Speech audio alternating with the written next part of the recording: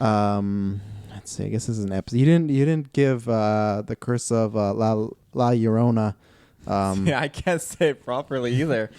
I said it properly. Is that how you say La Llorona. In the movie, they're saying Llorona. I swear they're saying La Llorona. You didn't give an episode number. Not for Hellboy either. I just dived Great. in. So I didn't even know what the number was. I gotta go. The idea is you're supposed to listen to the last episode. So you go, oh, they left at this number. And I'm gonna take a guess. It's 258. It's somewhere in there, but I don't know exactly. I'm not gonna look now. I'm just disappointed in you. Hello, ladies and gentlemen. Welcome to a special Geekverse review. I am the master of Travis Snail. This is coming out today, right? Yeah, well, as soon as possible. As soon as possible. I'm the not 420 partaker, Taylor Field. I really set Taylor up to do I'm the Master Travis Snail and the Apprentice. Oh, is that what you were doing? Yeah. But one, Taylor is not quick enough to get that. And two, he would never be like, I'm not but he's totally the Apprentice in this situation all the time. I'd love to be. My Apprentice? No. You're more like a Dooku.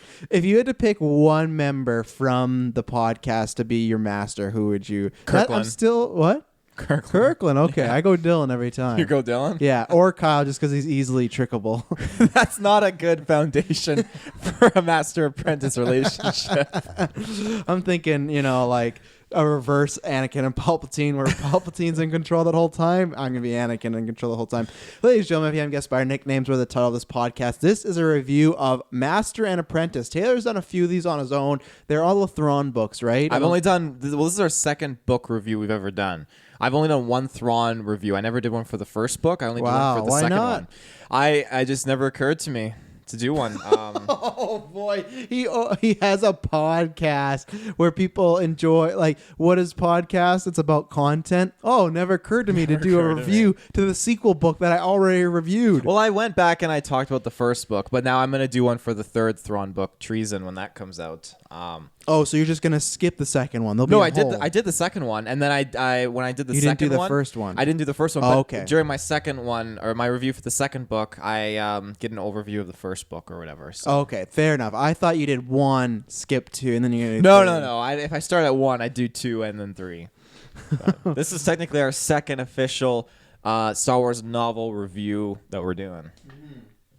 So I am and I guess we can preface this. It'll be the same as usual. It's a non-spoilers review. If you're not planning on reading this, I guess you could stick around for the spoilers. I would recommend you, and that's a spoiler for my review. I would highly recommend this book, but we'll do non-spoilers, then we'll get into spoilers. We'll give you the 3, 2, 1 countdown. And if you like Cantina, if you like our Star Wars Episode 9 review, which thank you for that because that's our biggest newscast of all time, so that was great. Well, not the review of the movie, but the review of the trailer. JJ is going to send me a copy of the movie quite early. He's told me, so I'm pretty happy, but I can't review it. I have to pretend like I haven't seen it.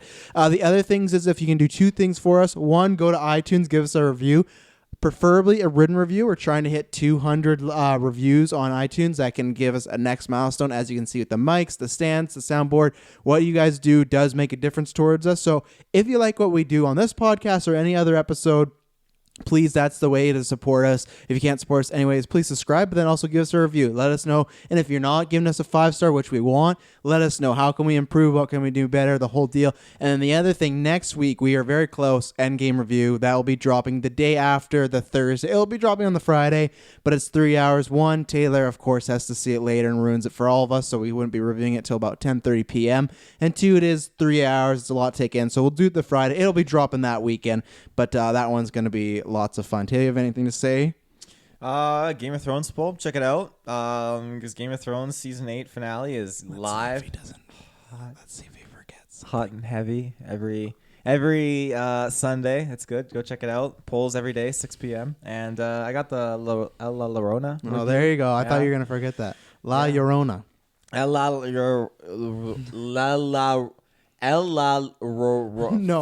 it's getting worse. It's getting worse. I can't do it. He reviewed La Llorona, and the reason it's Llorona is because the two L's make that. Yeah. I respect the phrase and the phrasing of it, but it's just I can't do it. El Llorona. Wow.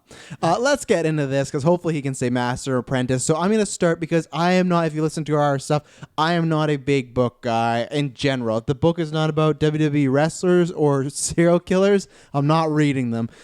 So I don't remember the last time I've read a book, to be honest. I read comic books. That's my reading. But I'm a very visual, audio type of storytelling guy. But this one, I had a passion for as far as I really like Qui Gon. I really like Obi-Wan. They're definitely my top 10 characters. So when I heard this was coming out, I was very excited. I have no experience with Claudia Gray, but all the podcasts I listen to that are Star Wars and that do read books say they praise her and speak highly of her. So that was exciting.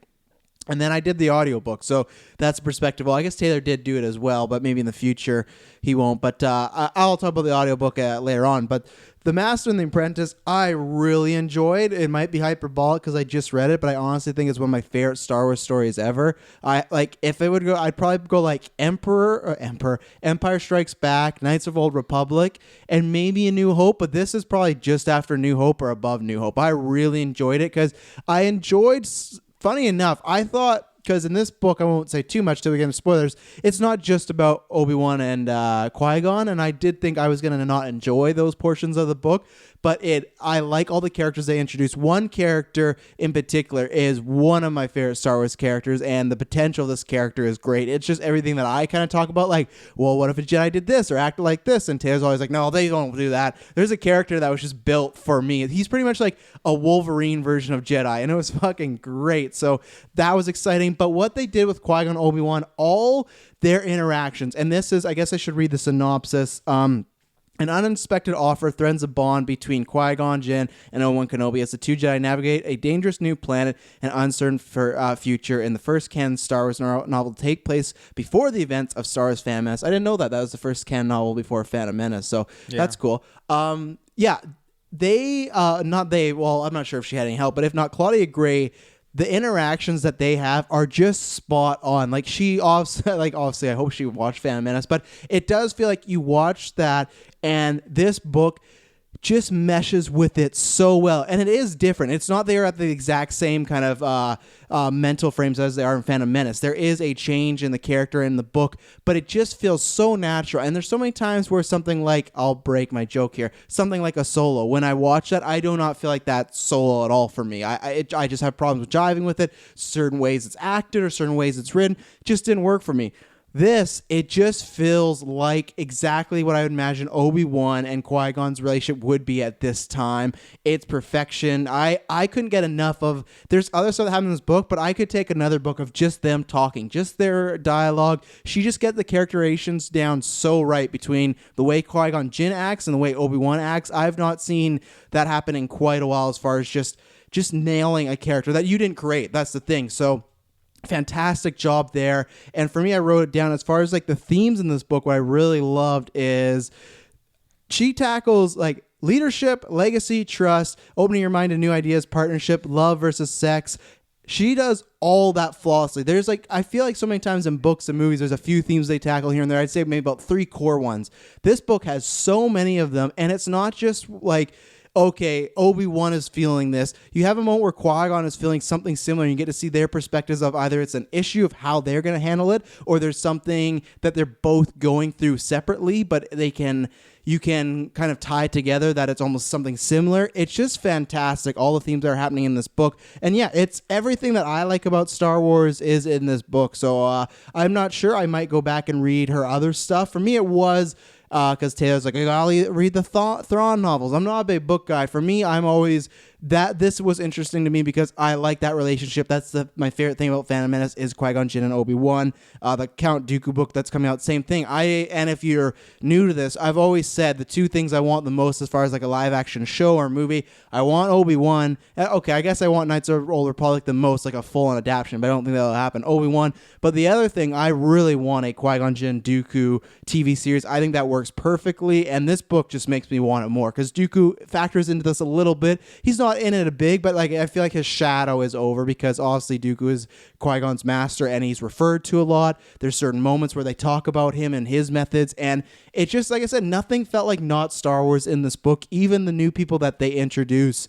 And yeah, I loved this book. It's a book that I probably will listen to again. The audiobook I really liked. I love having the music, the sound effects. I do wish that the narrator, I think he does a great job as Obi-Wan and Qui-Gon. Sometimes it sounds like Liam Neeson was in the room. The only thing I wish, and everyone does this, so it's fine, but I would wish they would maybe bring in a girl for the girl parts, because sometimes he does a good job most of it, but sometimes it feels like a little hokey, but that's not exclusive to this book. Usually it's a narrator, they do it all. So yeah, I love this book. I can't recommend enough. If you like Star Wars, if you like these characters, I think it just knocks out of the park. And I don't even think I have cons. I think I just have things I'm excited to dive into deep in the spoilers review, because they open up a lot of doors and I'm excited. Wow. Yeah. Yeah, your excitement level that you have for this book, for me, like my excitement's up there, but definitely as far as Star Wars novels I've read, for me Thrawn is always put up there for me, and I would even go as far, since you ranked yours, I would put Thrawn Alliances over Rogue One as my top favorite Star Wars story of all time. Because Rogue One is his favorite Star Wars movie. It is, but just like with Thrawn, and even in this book, the dynamic between Obi-Wan and Qui-Gon, and then for me the dynamic between Darth Vader and Thrawn. Characters that met each other before during the Clone Wars before Vader, and then meet each other again after during the Civil War. It's such a great storyline dynamic, and I love that kind of mentality and conversing, and it's really fleshed out in these Star Wars novels, and something that Timothy Zahn does a great job at, and even Claudia, like with this whole dynamic, does a fantastic job. Really. Giving more life to the kind of relationship the two characters have, and it honestly motivated me to want to go watch Phantom Menace after it did I read me up. too, yeah. I kind of want to watch it because I feel like it gives it a different light. And this is what I say, how when you read these books or watch these movies, yes, like the incidents aren't in the movies or whatever, and I know we talked about how if it doesn't happen in the movies, it doesn't matter, but in some cases when you watch this stuff, it can affect and motivate when you do watch that movie. Like you can think like, oh, well, this kind of seems very fresh and different in this sort of sense. And I think that Claudia did a great job with Qui-Gon and Obi-Wan. Wow, first name basis. I agree with that. That's why I like this book, because to me it enriches the characters, but it doesn't hurt other stuff. It's not like, to me, the books I hate are books about certain characters that maybe could have made a difference in the original trilogy, where it's like, this event doesn't really line up, that's weird. Or stuff like, how was the First Order formed? Oh, well, you can go read this book. That's the stuff I don't like. So I've never been opposed to Star Wars books. I just think more books should be like this, where it's just same thing like with Thrawn.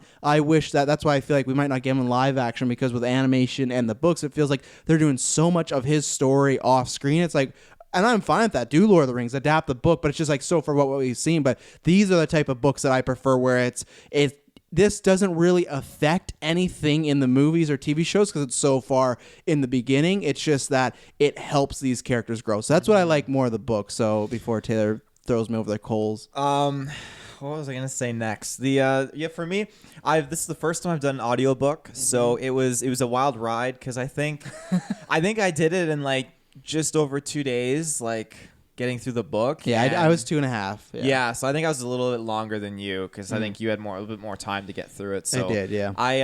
This is the fastest I've ever gone through a book, and I don't know. For me, I don't know if I do an audiobook again. I don't like being read. The sound effects, everything was super cool. It was a good experience, but I don't like being read everything. Half the time I couldn't envision things very properly, and it just, for me, I need to have that paperback hardcover, just read through it. Yeah, because then I can envision the sound, the music, the effects, and the scenery all in my head as I'm reading it. So having the voices helped me really envision everything, because like hearing like what to me sound like Liam Neeson, that really helped me paint a scene of what's going on. It was definitely good. Like he was definitely a superb voice actor. Some characters, like his Mace Windu, this like Southern Texas Ranger voice. He tried. He's a white man, I assume. Do you know then if the narrator is a white man or not? I'm assuming his whole family does narrations, because his brother, I'm assuming, narrated Darth Plagueis. That's what me and Kirkland figured out. He tried his best. Yeah. But no, he did great. But yeah, for me, I'll definitely stick to the paperback reading. So for future Star Wars novel reviews, Travis will bring the audio review, and I'll bring the paperback review. But yeah, the book itself, there were a lot of characters and a lot of moments I really enjoyed. A lot of moments where I was thinking like, oh, like what's what's going on? Like how did that happen? But then they cover it and they dive into this and that. I'm not sure if I'm supposed to be vague if it's spoilers right now or what. Well, don't spoil any of events. I'm Yeah. not sure what you want to say. I was just gonna dive right into it. I didn't know if we're on a spoiler free scenario right now. I don't know what you're saying. Do you want to jump into spoilers? Is what We you're can saying? now, yeah. I just didn't know because Okay. I don't think you hit any spoilers on the head. No, I didn't because we're in the Okay. non-spoilers. Yeah. As every Well, review's gone since we've started this podcast nearly 4 years ago. Nearly. Which Taylor still somehow forgets about spoilers, non-spoilers. Last thing, would I say, would you recommend it? I'd recommend it. I think any Star Wars fan is gonna read it and love it. Yeah. Like I don't have any cons with the book. So Yeah. Same thing. I'd recommend. I think, like I said, if you like those characters, I think it does a good job of, especially me and Taylor. I think it'll be a good review when we get into spoilers because it has a lot to do with, and that's the best thing with Qui Gon and Obi-Wan too, is like ideologies of the Force, right, and how they look at it and how you perceive certain things, and that's a big thing in this, and that's why I've always been a big Obi-Wan guy because I'm much on his track for same thing in this book, and that's what I like in this. It really shows why Qui-Gon believes the things he does. I think he's wrong in believing them because it takes everyone down a very bad path, and even in this book there's like so many warnings, and I think she does that on purpose. I don't think it's like, that's why, like, I don't think it's in a way, it's up to interpretation. She doesn't to me one way say like, oh, Qui-Gon would be right or wrong. There's ideas to show, oh, we should listen to Qui-Gon, and I'm referring back to Phantom Menace, not this book, with Anakin, but then there's like my idea of like maybe we shouldn't have trained Anakin.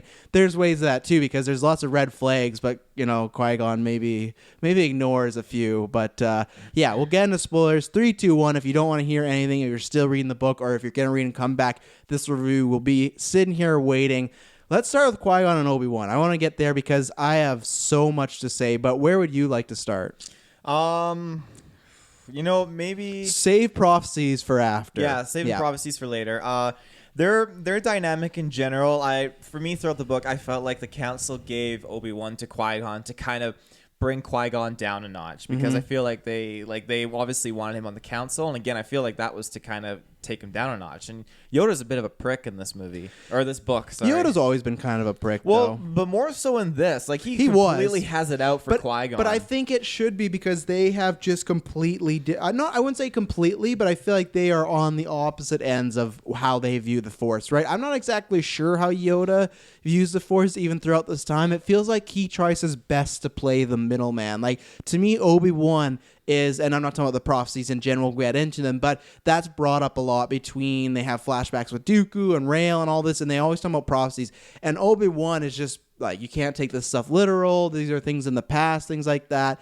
And then Qui-Gon later on in the book takes some very much as he's looking into them, he believes these are real. Yoda to me at multiple times does cut Qui-Gon down, but then he also supports him, because when he has that vision of when everything could go wrong, he does kind of support him. He tells the council, let's not just cast it off as it should be. So I imagine that he would be a little pricky to Qui-Gon just because they are, but that's what I mean. I feel like Yoda tries his best to be the middleman in all situations. So yeah, with Obi-Wan and Qui-Gon's relationship, I feel like they gave Obi-Wan to him just to kind of, like I said earlier, just to bring him down a notch and to kind of keep him composed, which again obviously you realize the reality of it at the end when he's like, well, no, it's just to kind of like, what do they say, to kind of like, Obi-Wan was kind of like hubris. No.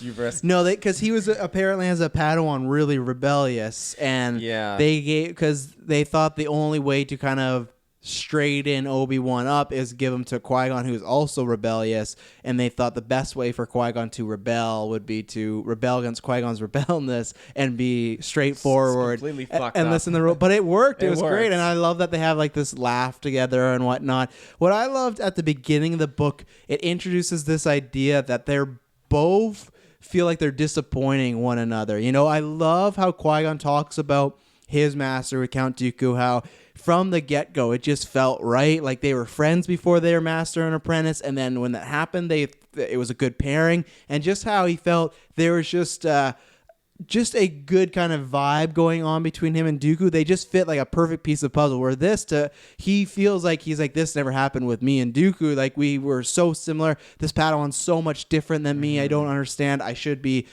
more specific, because there's one instance where Qui-Gon tells him to do something. Obi-Wan kind of half does it, not because he just kind of misunderstood Qui-Gon, and Qui-Gon is sitting there, and that's the best like sides to two coins. Qui-Gon's like, oh, I should have been more specific, and Obi-Wan's like, oh, I should have thought about this more and kind of read what he was thinking. And Obi-Wan is the reverse, where he just thinks constantly that he is letting Qui-Gon down, and he's not, and even when Qui-Gon kind of apologizes, he doesn't accept it.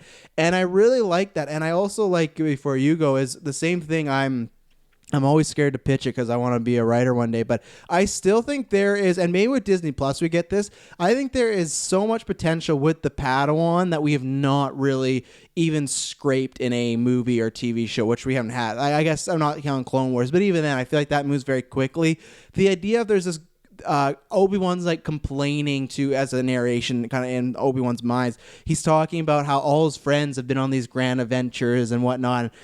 Qui-Gon keeps sticking him in the library with Jocasta Nu, who makes several appearances in this book. But it's just this idea that Qui-Gon has a different method of teaching, but everyone's talking about their adventures. Oh, I did this and this, and here's Obi-Wan in the library looking at holocrons, reading prophecies. And I still think, to me, with Padawans, I think I really want a TV show where we get a young actor, something like that. What is that like? It's such a big change, and they talk about this later, but just like you're taken from your parents at a very young age. You don't really have much memory of them. And that's the idea when they were talking about like him and other friends. I feel like even in Clone Wars, you don't see Padawans really react to one another. They're just kind of on their missions and goes. Like there's so much that we could cover there, and that's what I like too. Is just the idea of, there's two things. One, just Obi-Wan's constantly questioning what he's doing because he's worried about messing with Qui-Gon, like his teachings. And then the other thing is, when it's a plot point in this book, they offer Qui-Gon to be on the Jedi Council, and Obi-Wan's just, there's a lot of emotion going on, and he's potentially mad at Qui-Gon for not telling him. But then when he's just worried that he might be 17 and not have a master, and what would that be as a Padawan to try to be like looking for a master. That's why to me that's what I like, because I've always been that idea of I want more stuff with Padawans, not just jump to when they're knights or just kind of, oh, they're a Padawan, they're learning, and like look at Luke, he's a Padawan, but we see him do a few things. There's no levels to it. So that's why I hope with Knights of the Old Republic, or if we do, I want more Phantom Menace stuff because we can tackle that. But I thought they nailed the dynamic even more so, because I feel like that stuff's not touched in Phantom Menace, but it's kind of hinted upon, and she just kind of opened up that treasure chest and showed what the relationship was, because I feel like it was in line with Phantom Menace in that movie. Yeah, no, it was very much so. I like the whole idea of him, getting invitation on the council, not telling Obi-Wan, and the Chancellor just fucking blurts it out. And Obi-Wan just feels so like shit. It's just like, wow, my master's abandoning me to go on the council. Just what a curveball that would be as an apprentice. I liked how it's more so with Dooku, but Qui-Gon's relationship with Dooku, just how you can see a lot of Dooku funneling down into Qui-Gon. But even I was trying to see and connect the dots between Dooku in this novel compared to how he is now. And even he acted probably very much like he would in Attack of the Clones, but like Revenge of the Sith and the Clone Wars, it's just that he's a darker Dooku, just gone down a different path. Yeah. And I mean, even so, like at the end of the novel, that Dooku with Rael, like he just felt like he felt different as opposed to what he was when he was younger and training Qui-Gon. Yeah.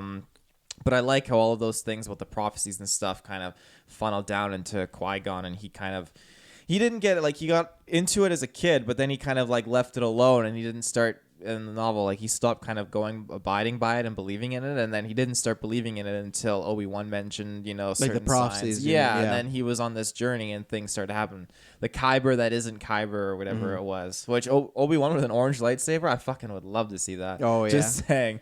So even though it's not as powerful as a regular one, no, not at all, it'd still be pretty cool.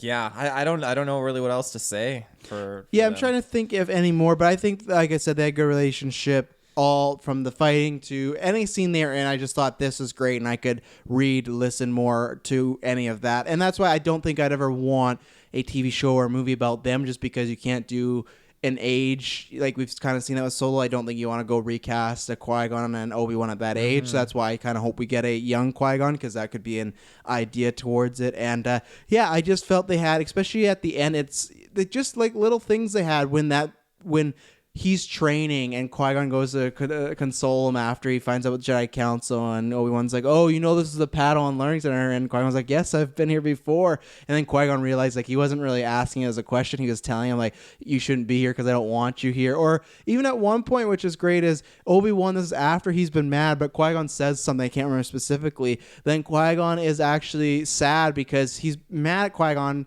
At this point, they're just all assuming Qui-Gon's going to accept the offer, because I feel like most people do.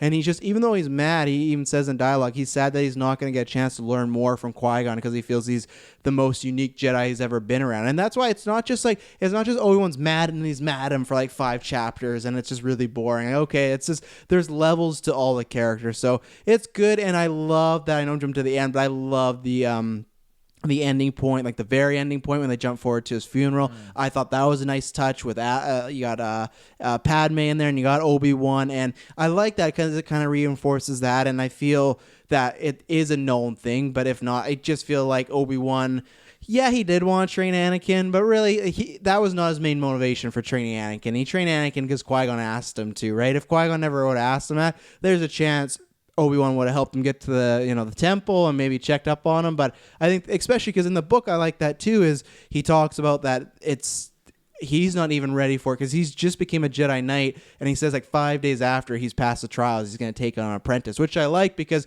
for me, I'm still warming up the idea of a master, like you can take on an apprentice as a Jedi Knight, so I liked that. And yeah, it just really contextualized what Obi-Wan was going through this whole time, and even at the end, so I thought that was great. Yeah, I liked how it wasn't just like, you get a little bit more insight into what Obi-Wan was thinking when Qui-Gon died. Like, he didn't just take on Anakin because he was asked. He took it on because it's what Qui-Gon believed, and so Obi-Wan knew to believe in that too. Yeah. And that, but it still felt he was a little...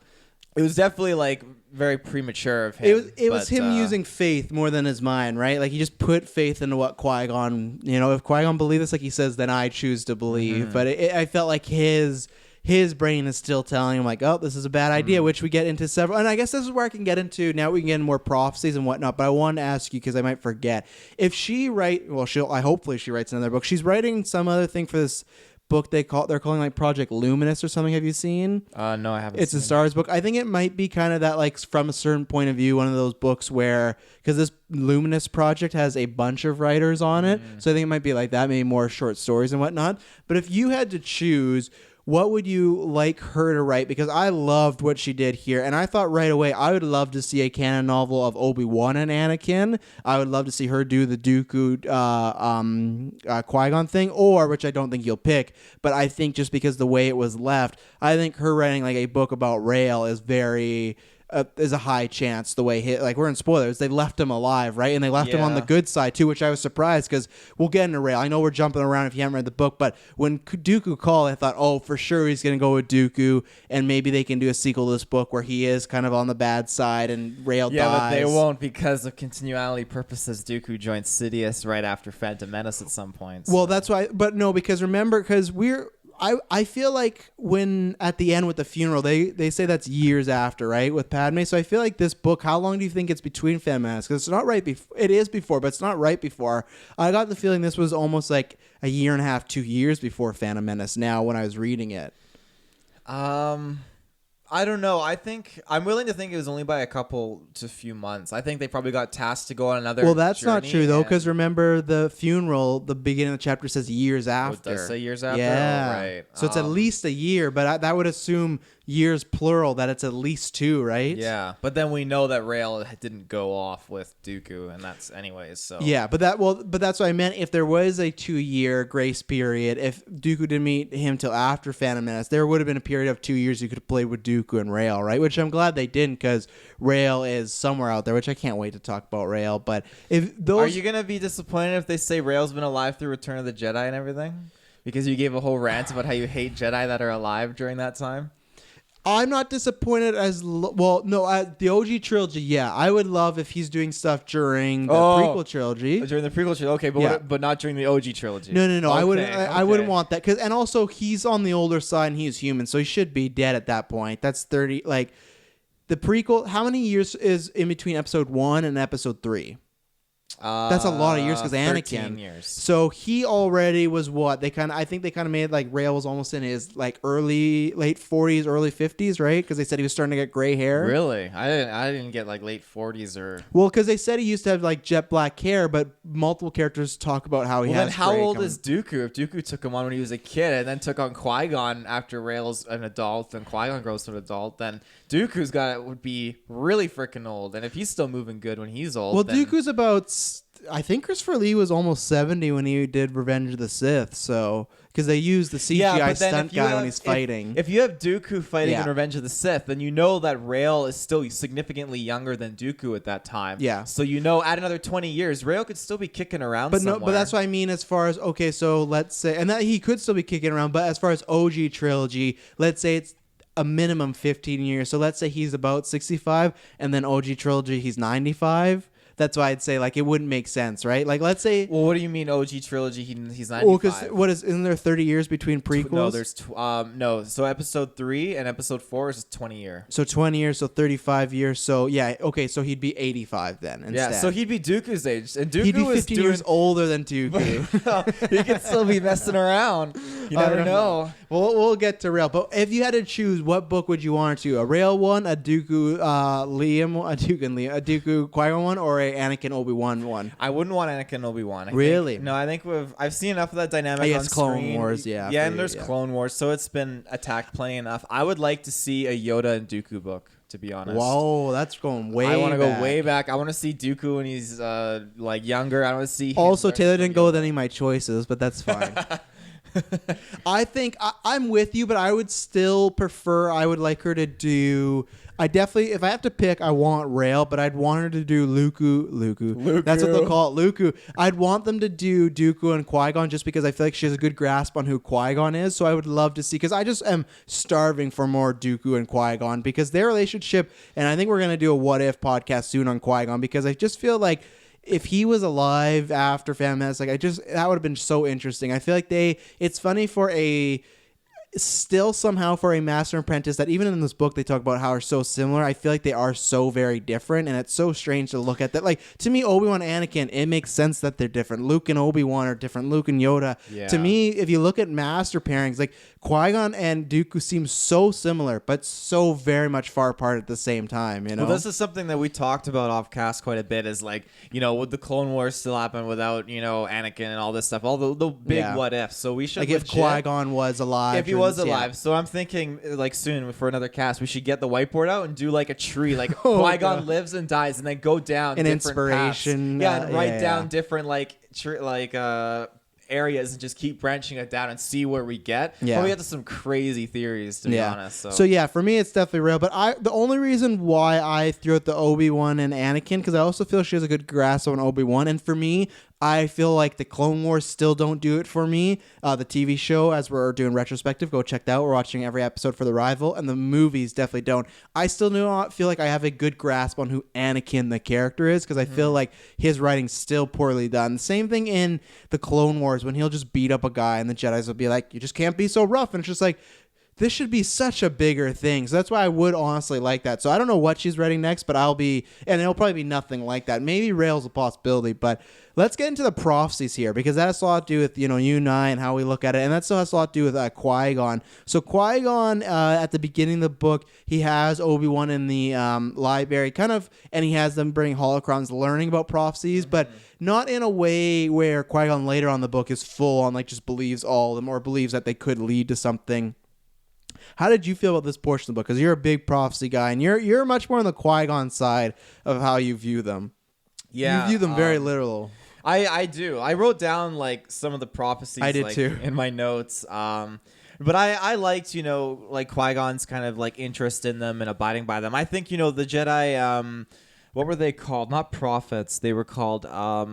I can't remember, but I know what you're referring to. know what One I'm years talking later, about. when they all were looking into visions. And then they were like discontinued. They weren't allowed to do that anymore. Yeah, so I think I love that. I think the Force is such an amazing thing that you can use it to tap into anything, including the future. And I think the Jedi Council and the Jedi, as restricted as they are, they get afraid so easily of things. And so that's what happened. They see these guys get a little too out of control looking into the future, and the Jedi just get super afraid and say, stop it, thinking it'll put an end to it. But it doesn't. No. The future doesn't change. Well, they also do that, too, because they are worried about dark side. Because clearly they talk about a few times people have fallen to the dark side because they're obsessed with the future or they're trying to change but it. But then it's a lack of trust in their own established order, But I feel like it was almost like they did trust some people, and then it went haywire. Like, we lost some Jedi to the dark side. We got to cut this off, Maybe, but then we know they weren't Sith because the Sith, as they say, have been extinct for a millennium. So we know that How long is a millennium? Like 1,000 years. Wow. Qui Gon was the first one to die in 1,000 years, so by a Sith. I was like, wow. So no Jedi. That's a good.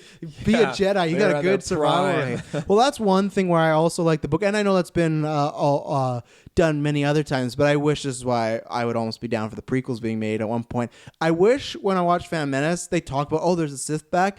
That to me just must be such a big moment. Like when he fights Qui-Gon or he fights Darth Maul and they get in the sand, they go up to Anakin and Anakin's like, whoa, what was that? He's like, I believe that was a Sith. And then they just move along. That should be such a big deal that in 1,000 years, you've not seen a dark user red lightsaber. And to me, especially now, like it really recontextualized too when Obi-Wan and Qui-Gon fight Darth Maul on Naboo. Just the idea of how kind of uncharted territory that is for both of them, right? Because this is a threat you've never dealt with before, where I feel like the movies don't really do a good job of that. It's just Darth Maul's there and like, the Sith have been gone for a while. To me, 1,000 years and it's like you're stepping up and there's a Sith back. That has to be so scary. Like I know they don't face fear, but that has to be just so like man, like no wonder why Qui-Gon died, But he's so composed with it. He handles it like a fucking boss. He does, and that's why I wish they both kind of do, but he didn't handle it well enough. But what I want to talk about too, because I think the reason I like the prophecies and how they're felt or how they're used, they are up in interpretation.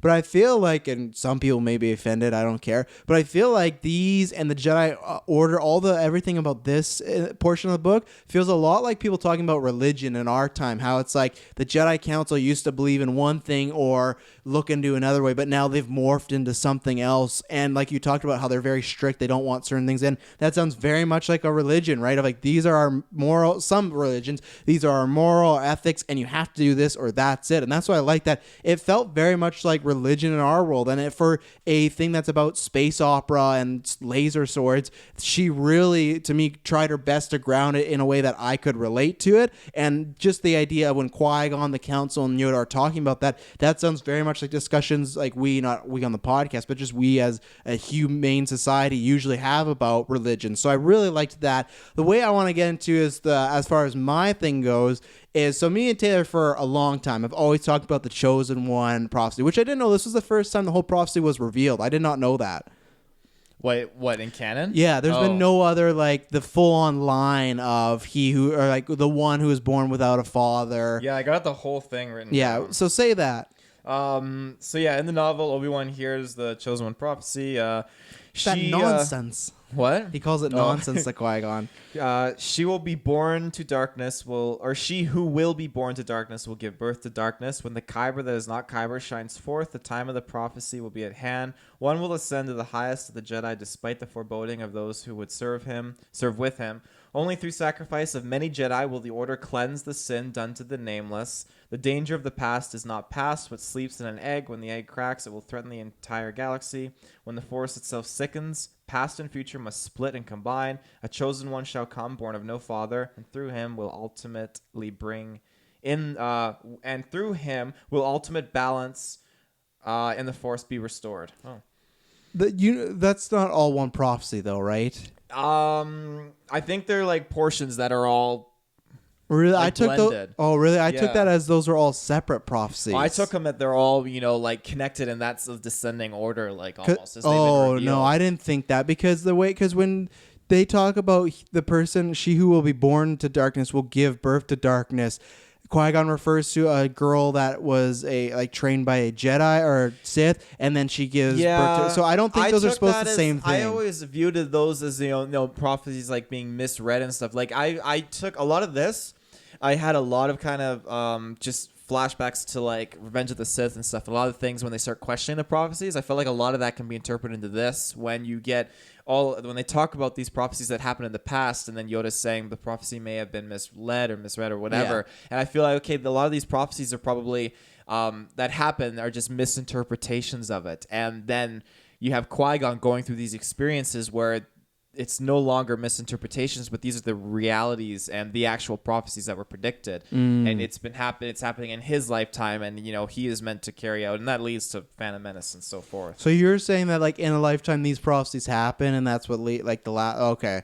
I can see that. Yeah, I don't think that was one major prophecy though, because that doesn't fit with a lot of the Chosen One stuff, because Shmi was not born into darkness. I think she was born into slavery and all that stuff, and she had a rough life working for Watto because she was wasn't she owned by the Hutts or whatever, and then Watto got them or whatever in a betting on the pod races. You would know better than me. I'm pretty sure. The prequel stuff. Working for the Hutts, as we know, isn't very luxurious in this book. Fair enough. So. And I guess they say like when the Kyber not shines Kyber, like will possibly be hand. So I guess I still took it as they are all separate entities. But the thing is, with the Chosen One, does it actually say he? I thought it said he. Okay, I wasn't sure if it did or not. But I have one more prophecy that I wrote down. I know which one, but we'll leave that one. Which one is it? He who learns. No, I have he who cheats. He who what? Cheats death? Yeah, he who cheats. That's not death. The prophecy. I went back and listened one to of them. it. I listened to it. I'm pretty sure. Because you go and then I'll go what I have. I have he who cheats death through his greatest student learns to live again. I thought, no, it's he who learns to conquer death.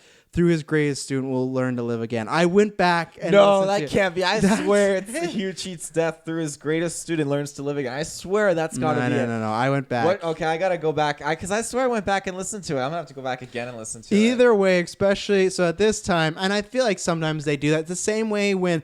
We could 100% be wrong. When we're talking about episode 9 and like, oh, the Emperor had stuff on Jakku, that's where I still could feel like canon doesn't matter. Because there's a good chance in episode 9, everyone's like, oh, yeah, he was doing something with Rey or Jakku. They could not even mention that at all. And it'll be like, oh, right, it's just a book. So, but it was funny that Palpatine, the trailer came out last week. Well, and then it was that he who conquers death through his greatest student, which to me doesn't work because who's his greatest student? Now that's why I'm gonna throw you. I'm gonna throw you a ball right here. I do not believe before we begin speculating, Claudia Gray, who I have now loved, has any idea what's going on in episode 9. I'm gonna throw that out there. I think this is just a fun speculation thing, but. Go ahead. Well, no, because honestly, like even like author like Timothy Zahn, they go in depth and they actually build their books based on the established story, so it works. Established. So I 100% think that she probably was informed and probably had to sign a waiver of what No. Oh yeah, I don't believe that. They honestly, with their authors that are writing these Star Wars stories, they give a lot of that kind of like look and how to like work it around. If this is somehow connect to episode 9, then sure. But I don't see it as Palpatine's greatest student. I see it as not Snoke. No, not Snoke. Okay, unless Snoke is who I think it is. But I'm going, the person who learned how to cheat death, being Darth Plagueis, his greatest student, legit would be Palpatine. Yeah. So it would make sense. So through Palpatine, he gets to live again. I don't know. I think there could be some cool something or other there, because Palpatine, you're right, he never had a great student. But I think that this. Or a great student that's alive. Maybe. Unless Anakin's also coming back for episode 9, which he probably won't. I'm not ready for. This prophecy was one I think that Dooku actually was reciting in the book, and I think this is something that probably seduced Dooku to the dark side. Palpatine through that. Like, hey, Dooku. That story of Darth Plagueis the Wise gets everybody. Yeah, it does. It's that hook. It's his best pickup line. We'll say Dooku because I have some questions. But the other thing about the Chosen One is it says he who will be born without a father. To me, because as far as canon, like I said, that's the first time they've shown that. That's not Luke then. because Luke had a father. Oh, he has a father, yeah. So that's why for me it's strange. That's why I think the prophecies, I'm on the Obi-Wan side, you can't take them literal, and maybe sometimes portions of them come true. But to me, the chosen one is still not Anakin because he didn't bring balance to the Force. You have Snoke, you got Kylo. We'll find out in Episode 9, so maybe that'll change. But so that's fun to think of. But for me, so also you have this thing with Qui-Gon Jinn, and he has this vision, right, of the treaty signing going down very poorly, and that's why he decides just to not do it. But they also say that, okay, up until that point, they say, like, you can have these visions, but don't change your path on where you're going, which at the end he does go, I'm not going to do that. You kind of just let the Force will you to what's going to happen. But at the beginning, he has this, at the beginning or more middle, he has this dream about a Sith. I can't remember what the Sith specifically says, but he's pretty much, he or she, he's in a cave, red lightsaber, and just says, like, you will fall, the Jedi will fall. I think that's what the Sith says. So there's that. And then there's also, they talk about Rael, which I can't really talk about, but they also say that one of the reasons why he maybe is the way he is as far as being a rebellious Jedi and not really following the code to a T is they trained him at 5, which they say was a mistake, which Qui-Gon says was a mistake, and the Council no longer does. To me, there is red flags galore. Them saying, Qui-Gon, hey, don't worry about those visions, which in the this is not in the movie, so it's fine. But to me, him worrying about or him wanting the chosen one to be there, to me, is him because he has this dream of a Sith coming back. Like, oh, we got to make sure we stop this Sith. And then you also have Rael, who was trained at 5, and he's like, yeah, they shouldn't have done that. Anakin is 10 in Phantom Menace? So there's red flags to show that, yeah, he can believe these prophecies, but just like the Tony Stark thing, man, he's kind of a hypocrite at times because there's so many things telling him not to do this, but he still does it because he believes in this prophecy of the chosen one. But to me, that shows that where prophecies could lead you wrong, because we'll do that what if one day, but let's just say either way, it leads to Vader, who is a very scared, powerful individual who kills lots of people. That, to me, that's not a great thing, but it's because the prophecy, he But if went they with talk it. about, the Jedi Order will be cleansed and stuff like that, maybe these are prophecies and things that Qui-Gon took into account. Again, why he looked at the way of immortality, so that Jedi can achieve this, and, he knows that the Order needs to go through a cleanse. Because even he says all throughout the book so many times, like, the Jedi Order should be moved to train Padawans on a more calmer planet where it's away from the richest planet and the richest part of the galaxy. Would have been safe from Anakin. Well, it would have been safer, but it would have been a much more healthier way to train the Jedi in being, unbiased and neutral and away from such, crazy things of Coruscant and stuff like that. And again, and it's a government system. Like, they all are under a government, but that's so government heavy, that city. Like, I feel like there's no peace for the it's Jedi, like having the Vatican in New York City, Yeah, like that's what I love about Knights of the Republic. When you go to the Jedi, they're on this like green planet where there's of course a population, but it's not run by big towers, this and that. They almost have their own little like country on this planet, and they're by themselves, and I do like it, and that's what I like. I'm always against Qui-Gon and the whole chosen one thing, but that's what I like as a character. It's the same way as Iron Man. I can see why he did this, and there's things that I agree with him on, but that's why I still like that. I feel like his journey is left of an interpretation as far as to me feeling he makes one of the biggest mistakes ever, because there's all these reasons why he shouldn't do it. But I think it gets to that point where you have to let something happen. You need to let a climatic event happen, and the Jedi Order. Honestly, it needed to be cleansed, needed to be purged because they were out of control. The Jedi Order, all be killed? The Jedi Order became their worst enemy. They became exactly what they were not supposed to be, and that's why throughout the Clone Wars, so many people leave the Order. It's why Dooku left. That's why I'm sure Rael had his own issues with the Order. I feel like they all left for different reasons. Dooku opposed to because Dooku does end up on the dark side, so it's not like Ahsoka or Rael.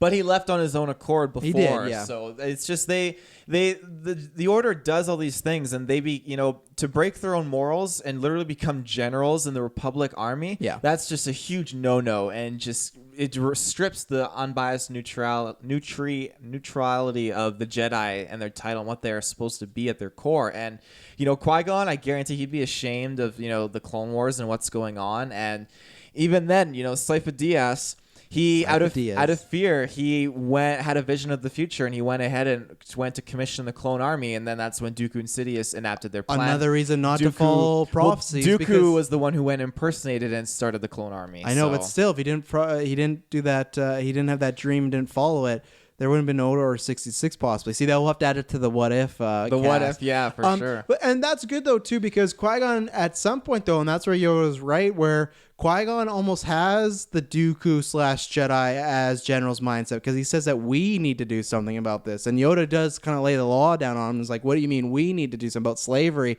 Like, if we start doing that, then we're just ruling the world. We're just taking over. And do you plan to do that? So he has that mindset, but he still has flaws, or you could call them flaws, but he still has ideas that are similar to a Dooku, or what you're talking about with what the Jedi become.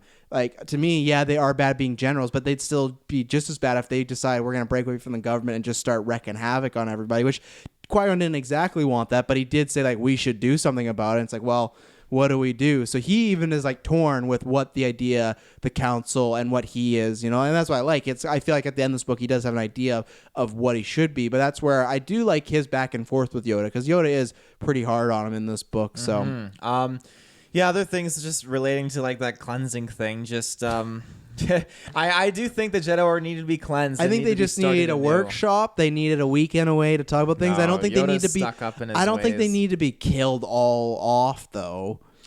Well, it's like you train a generation for 1,000 years to be this one way. Because again, if you look at the Jedi from now and go back like 1,000 years, they're completely different. Oh yeah, and it's just it's honestly like a lack of preparation, or just like even the dark side was clouding it up, and all these signs and indications that something bad was going to happen. It was coming and coming and coming.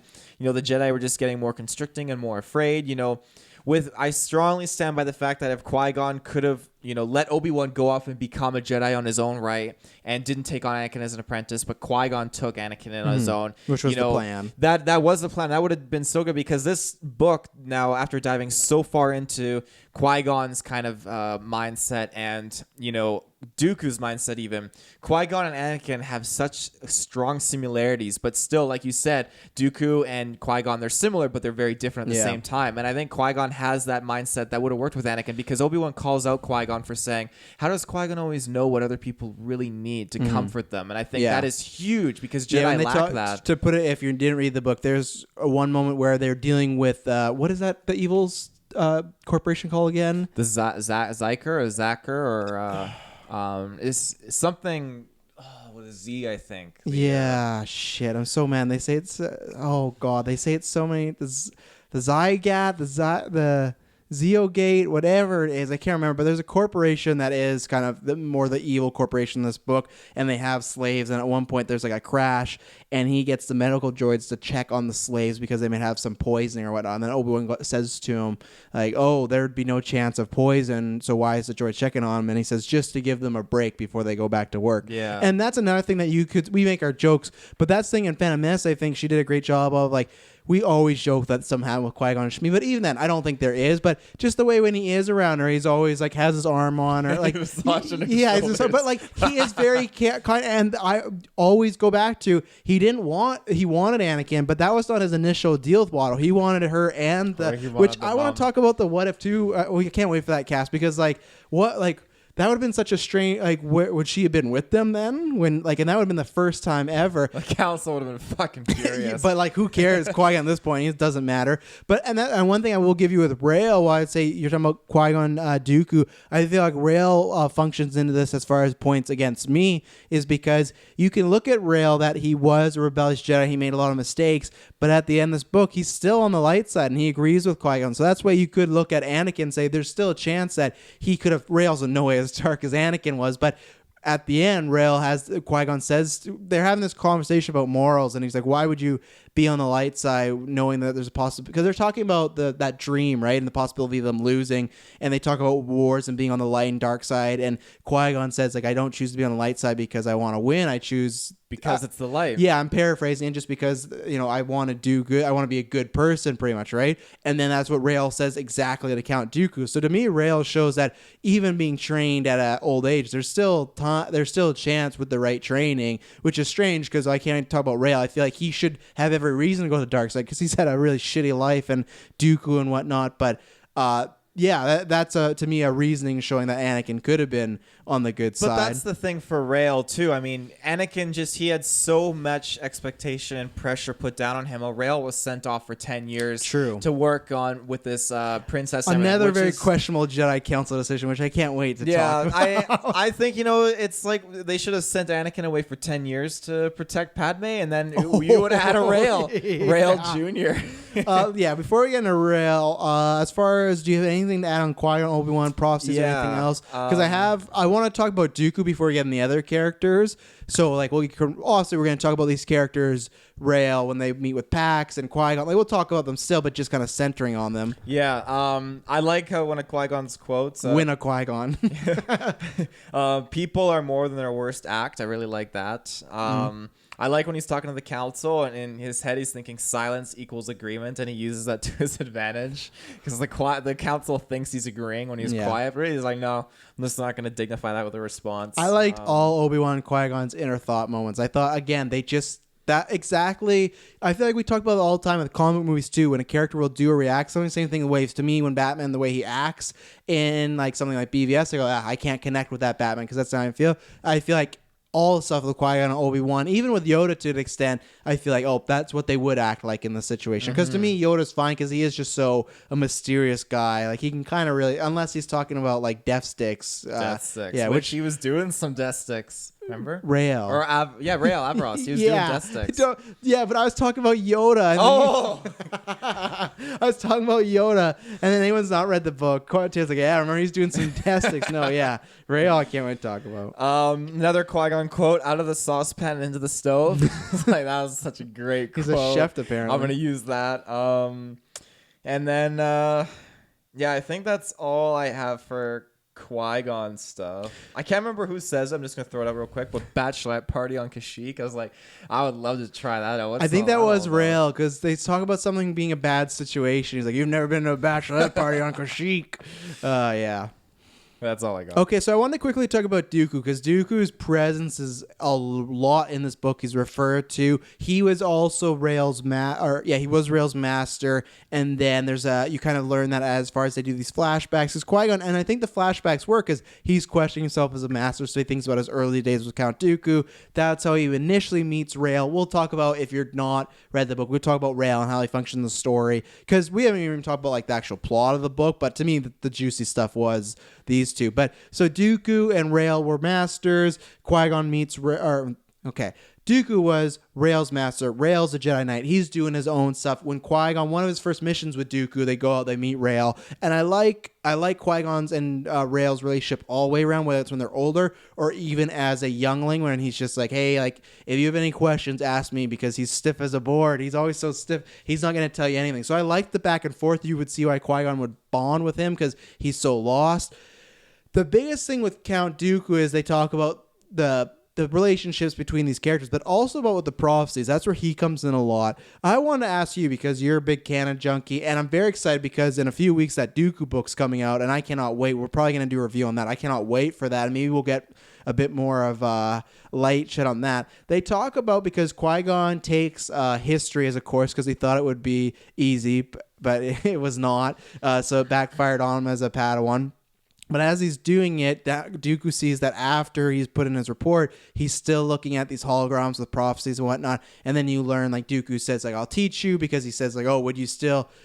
Qui-Gon says some line of, like, for now, Dooku as long as I'm your apprentice, I won't look at them. Yeah, and Dooku's like, you're going to look into them afterwards? Yeah, exactly. Maybe. Yeah, Dooku's just saying you should put these away. They're useless or not needed right now. And then he wants to teach Qui-Gon about the prophecies. So for me, and they don't say in the book, What do you think is the reason for when Rael was with him, he was really into prophecies, something happened where he was not, and then it seemed like he picked it up, and this is, like I said, just speculation. Why did Dooku have that shift? Because they never say in the book, but at one moment, Qui-Gon, like the teachings, and they talk about that Dooku was not really into the prophecies anymore. Of course, similar to Qui-Gon, but we don't get to know why Dooku's, maybe he had visions. Well, that's what I'm asking you. Like, what was his reasoning of coming back to the prophecy, or even stop believing in them? I don't know. I mean, it could have been a bad experience. It could have been the fact that maybe that death stick trip. Maybe he was there when Rael's apprentice was killed, and he was comforting to Rael, and he just maybe the prophecies had something to do with that. I don't know. Like, we don't really know what Dooku has seen in these prophecies compared to Qui-Gon. Obviously, he's probably seen a lot more because he's been around for a longer period of time. So he's probably seen what these like other Jedi foreshadowers were viewing in there and what happened to them.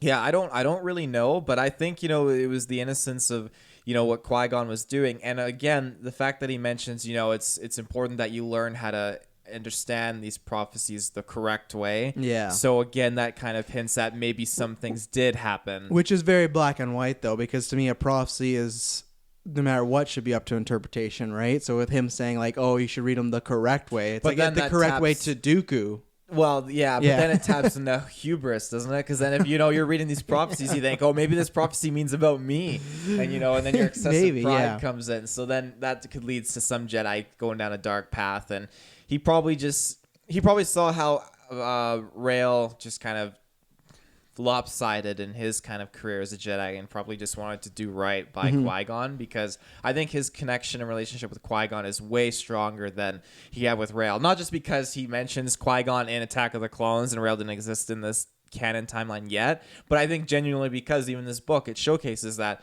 the relationship with Qui-Gon and Dooku is much stronger than Rael's and Dooku's. I agree with that, but I also think that Rael and Dooku are more similar than Qui-Gon and Dooku because why did Dooku call Rael instead of Qui-Gon at the end of the book to join him on some adventure that we don't know, which to me was heavily implied was maybe not dark side, but it would be frowned upon with the Jedi Council. It was something because he's like, you could learn things about the Force Rael said he's tried reaching out to Dooku, and he did, but that's probably one of the reasons. God, checking my voicemail, I'll get back to you. True. Rael. So does he just feel that Qui-Gon's maybe moved on? Like he does. Like, well, if he knows that Qui-Gon has an apprentice and is doing his own thing, and Rael is a broken master who lost his own apprentice and is now finished up his task on this planet. Probably easier to reach out. Dooku probably heard about the princess that fucked Rael right over. So. No, that's it. I thought you were in. No. Yeah, I'm trying to think. Because I have no speculation on that. I was just wondering. Yeah, I thought Dooku was used very well on all counts, and I'm excited for that Dooku book. I'm not sure who's writing or whatnot, but because it's about him leaving the count or the Jedi Order, right? Yeah, that's what it sounds like. That's something that Yoda said in this book too. When Dooku left the Order, Yoda was concerned about his departure. Yeah, and that's something I look forward to seeing explored in that book. Do you think it was concern as far as he felt dark side him, or concern that he felt he was someone that was very useful to the Jedi Order? It could have been. Well, it could have been because both, maybe. A bit of both, but I think mostly because maybe he was looking at the prophecies again. Oh, and then maybe all of a sudden, if he's looking at him and he decides to leave, then Yoda's gonna be like.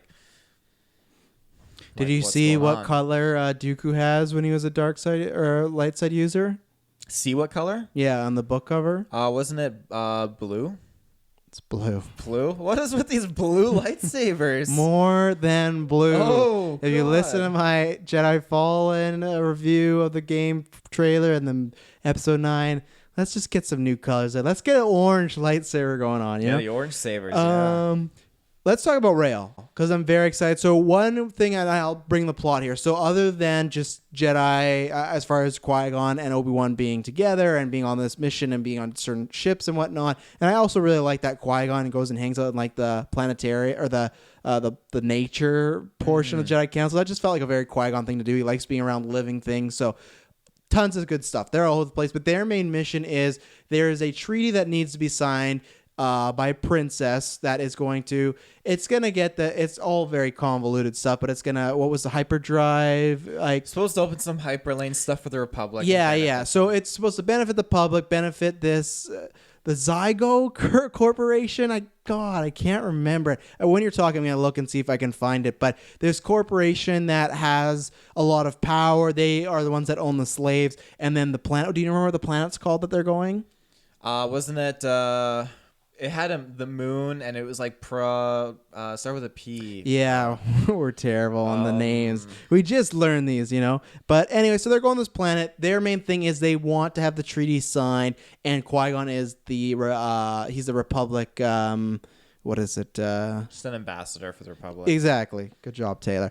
And so, but the problem is the princess that's there is 14, and at that time she had no other, which is strange because a cousin comes in play, but she had no one older of age to kind of reign over supreme in the family. I guess the cousin's maybe younger. I don't know. We'll get in that cousin after. But so they send a regent. Is that what it's called? Lord Regent, which is Rael Averos. Yeah. So he is a Jedi, which I love the reveal. And the idea is, Qui-Gon and Obi-Wan are going to... Rael has requested Qui-Gon because he trusts them. There is a terrorist... There's been multiple terrorist attacks on the princess. Do you remember the princess' name?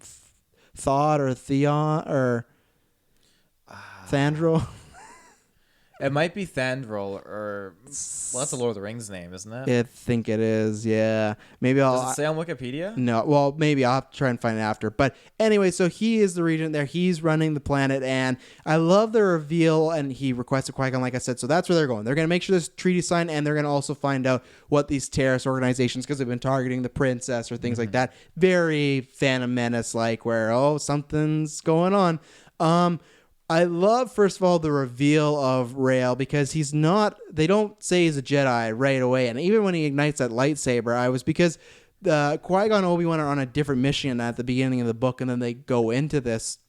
So you meet Rael just kind of by himself when he finds out about these terrorists, because they burn down this library, something like that. He's at a bar. He's talking about hooking up with some girl or something like that. And he starts getting in a fight with a guy because she's like, oh, why would she pick you, you old whatever bum? Because honestly, the way they described him, they said like he's very gruff, he's grizzled, he has facial hair, and he's like he's a muscular guy, but he's not super tall. To me, honestly, felt exactly like the way I pictured. It's just like a Wolverine Jedi. Like that's what he sounded like. This guy is like, hey, like I said, this girl, why'd she be interested in you? He pulls a lightsaber on him, and they say Jedi. He never refers to himself as a Jedi. So at first, the early reading of the book, I was like, is this a Jedi? I don't know. And it is revealed he is. And his main thing is he was sent there because, well, it's revealed throughout the whole time, but he had a Padawan who at first they say had a relationship closer than a Padawan and Master. At first I thought they were insinuating something else, but I think they're insinuating a father-daughter sort of relationship. That's what they were going for. But at first I wasn't sure, right? Because he was just hidden, it seemed like he was a man whore. So he was very close to this apprentice. She gets hit with a slicer dart, which took over her mind, which I'm surprised we haven't seen in movies or TV shows, which I guarantee Mandalorian that could be a thing. Mm-hmm. It took over her mind, and she decides she's gonna she consciously knows what's going on, but she can't control her body. They make her, whoever these slices were, try to kill Rael. Rael has to kill his Padawan, and it's a terrible experience for him. So they send him to this planet, which I'll try and find the name of, to look after the princess. It's revealed way later in the book that they did that as a way for him to try and cope with losing his apprentice, which I'll get into. I think the Jedi Council made some really poor decisions here. You let one girl die, so we're going to give you to the next one. Yeah, and the other thing is, well, I'll get into that after, but Taylor, what did you feel about Rael? I think he definitely sets a good example of most human Jedis, I think, in this case. I think, different species, like they talk about, to some species, the word freedom means purposelessness, and I think it's the same. The planet's Pygel. Pygel, yes. Yes. I'll try and find more as I got the okay. But yeah, no, I think in this case, I think humans are just more susceptible to, emotions and this kind of stuff. Again, he was recruited at a later age, so he was definitely, susceptible to those kinds of things. But, I thought overall he was a very interesting character, and I liked this kind of the take that they took with him, and his just overall thought process, and, getting laid and all that kind of stuff was funny, and I like how things really turn around for him at the end, how being around Qui-Gon very much kind of brought him to fruition and grounded him a bit. And there's one quote that he actually says, and I really liked it. It was coming up to the near end of the book, but he says, it doesn't matter what side we choose. There's never to be more light than darkness. You need one with the other. And, it goes hand in hand with this kind of thing I say, you can't just have the Jedi and no Sith, and this is something that Rael realizes, you got to have one with the other for balance. Or you could also have none at all, but you need to have the light and the dark, just like Rey experiences in Last Jedi. You have life that dies, death and decay, that gives birth to new life, and it's a circle. It's just light and dark. You need both. You need the sun, you need the moon. So, yeah, I really liked how Rael kind of had that approach and that look towards that. And yeah, he was just a very interesting character overall, and I liked how he kind of supported Qui Gon when he was an apprentice in those flashbacks with Dooku, and yeah.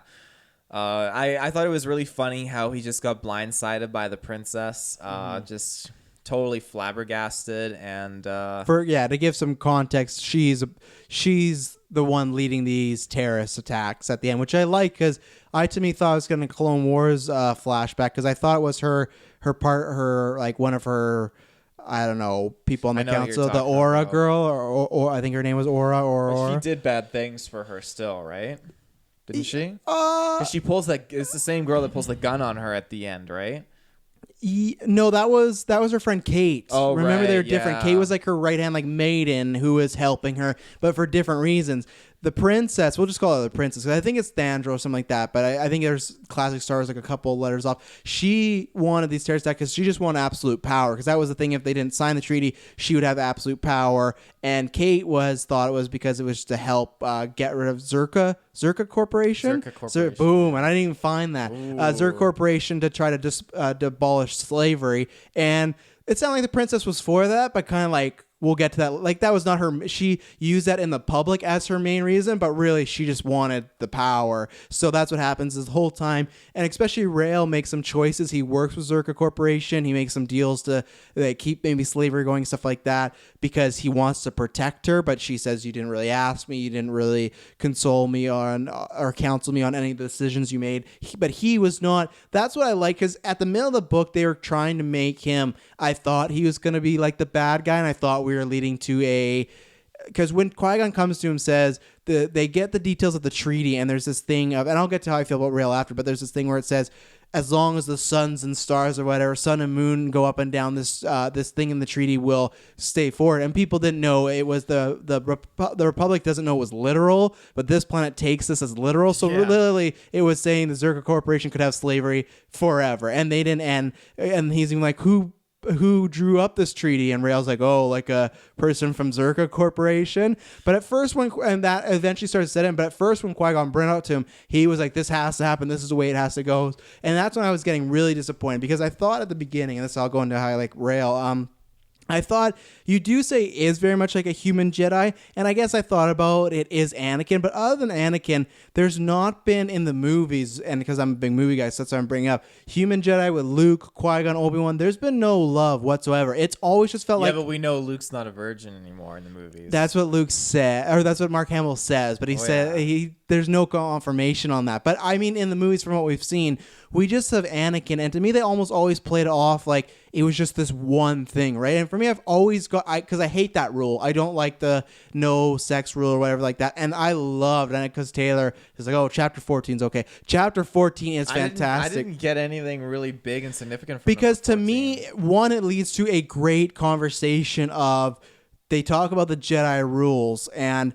they talk about love versus sex. And it's so great because Qui-Gon has that dream we were talking about earlier. Sith, he walks in and he needs Rael's guidance, and he comes in and he has some girl with him and whatnot, and they shush her away, and Qui-Gon is kind of talking down to him in a sense. One thing we learned big about Qui-Gon, we didn't know as far as this canon, he's been in love.